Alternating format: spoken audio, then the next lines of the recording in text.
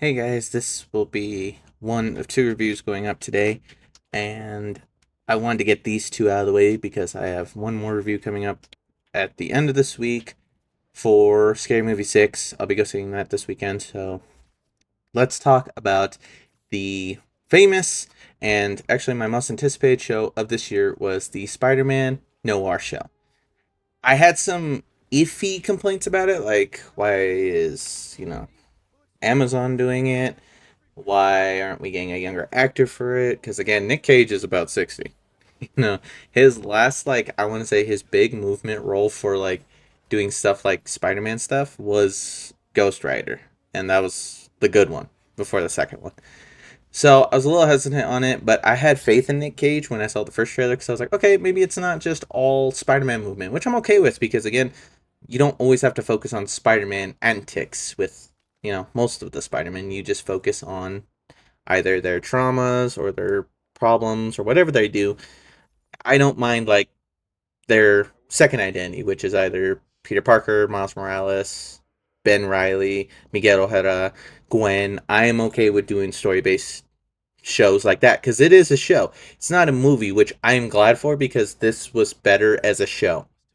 And I will give it everything I have because I loved each and every episode. The first episode was kind of slow, but it was building up the story of the show, saying, hey, this is who Ben Riley was, what's been going on with him, where we are in this universe, because it doesn't really directly tie to the Spider Noir from the Across the Spider Verse. It's mostly, I want to say it's his own Spider Man because in the movie Into the Spider Verse, we knew it was Peter B. Parker or Peter Parker. It was one of the Peter Parker variants, okay? But this one, it's Ben Riley.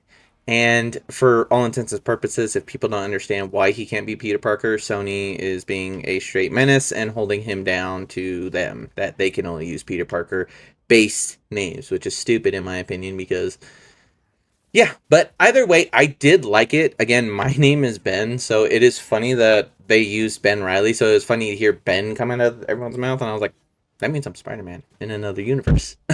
So I fully loved the name. I mean, Ben Riley, again, is in the comics, the Scarlet Spider. He was the clone of Peter Parker and he didn't have his identity after he was done doing his own thing. So he went with Uncle Ben and just chose Riley as his last name, which I do like because again, this is a different version of Spider-Man. So I don't care if it was Ben Riley, Peter Parker, Miguel O'Hara. All the names that fit comics will be all right with me. Now if they called him like Reed Richards, I would smack somebody because that's not right. But Ben Riley is a good name, and I think it is awesome that we get to see that name actually be made, not just as the clone of Spider-Man, but it's its own. He's his own Spider-Man in this universe. And I will say that if you guys are going to watch the show, there's two versions, colored and black and white. I watched the show first straight through black and white. Nick Cage said it best.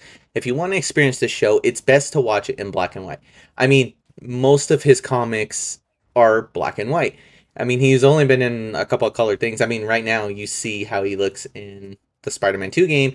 It doesn't fit the style. It doesn't fit just him being in colored stuff. So I'm not going to shit on the colored aspect of it. It looks beautiful with the colored.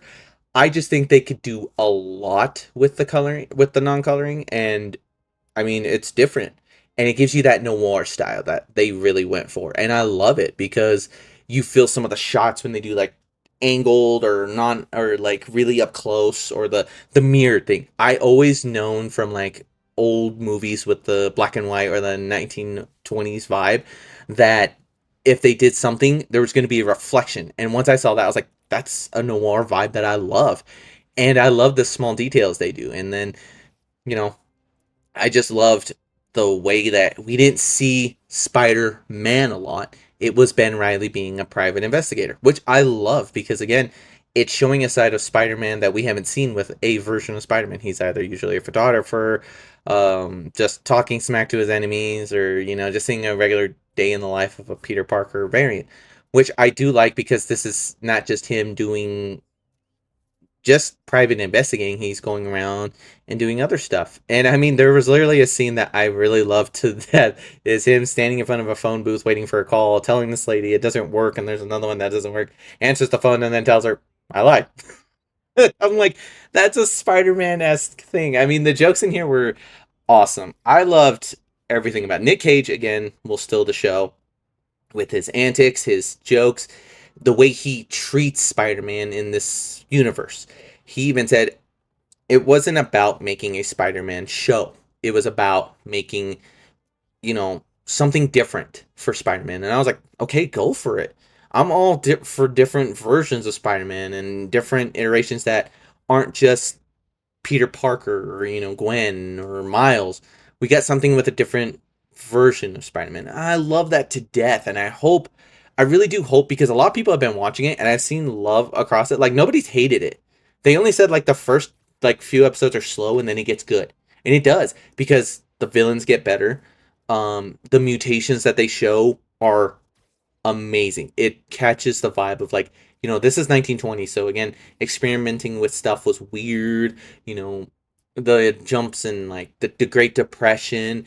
It talks about real life stuff going on in the show, and I do like that because, again, we're set in a 1920s vibe, and I loved it. Credit to the actors. I mean, the two characters that they added for the show, um, his secretary that he has, she is funny. I love Jen to death, and I hope she comes back for season 2.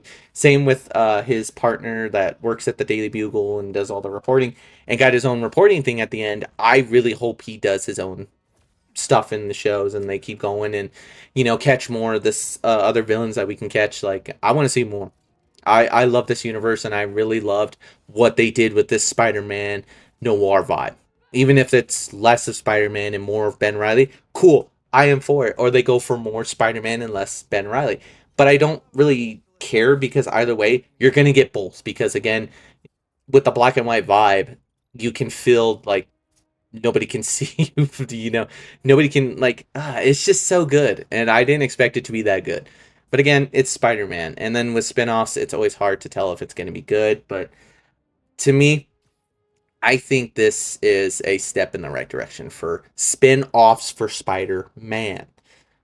I get that, we can create Venom and Kraven and all the others for anti-heroes, but I want universes explored outside of just Tom or Toby or Andrew. Give us the way I feel that the Spider-Noir show was made. It was a mix of Toby, getting older, and it shows with Noir he is older and he does feel a lot of the pain. And then it's a mix of Andrew's antics and movements and how we would have seen Andrew after Spider-Man, The Amazing Spider-Man 3. And it shows because Ben Riley did lose somebody, which I'm okay with, because it's somebody different. It's not a Gwen variant, it's not an MJ variant, it's somebody else.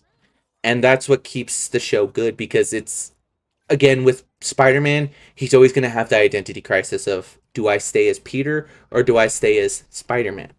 And it's going to show in Brand New Day. It shows that Peter doesn't want to be Peter Parker anymore. He wants to be Spider-Man, and it's going to show that maybe his mutation is getting a little bit more taking over, and that does happen in a lot of other comics.